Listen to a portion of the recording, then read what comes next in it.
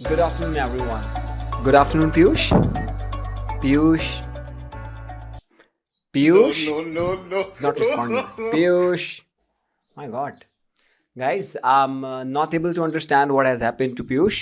चलिए, शायद किसी बात पे नाराज है. Piyush, what happened to you? Piyush, please break the ice. Why are you silent? हैं? कहाँ चला गया ये लड़का? अरे, oh my goodness, he's brought something. ये क्या कर रहा है? पागल हो गया क्या? ये क्या लेकर के आए हो भाई? जी शवल। शवेल, इसे कहाँ लेके जा रहे हो? अरे कहना क्या चाहते हो? जी आइस तोड़।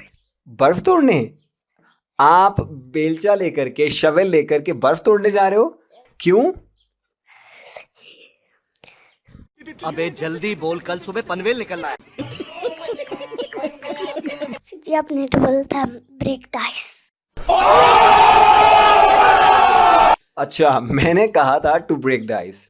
अच्छा चलो वापस छोड़ के आओ इसको, जाओ। पीयूष, आपकी तरह बहुत लोग ब्रेक द आइस का मतलब गलत समझते हैं। हमें लगता है, आपको लगता है, आप जैसे छोटे छोटे बच्चों को लगता है, लर्नर्स को लगता है break only can mean to break something. Break का मतलब यहाँ पे तोड़ना नहीं है कुछ, है ना। हमें लगता है कि ब्रेक द आइस का मतलब कि जाकर के बर्फ तोड़ो।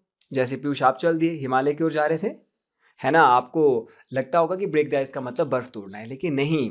ब्रेक द आइस का मतलब होता है कुछ बोलना शुरू करो। तो ये एक फ्रेज है। मैंने आपसे कहा पीयूष कुछ बोलना शुरू करो।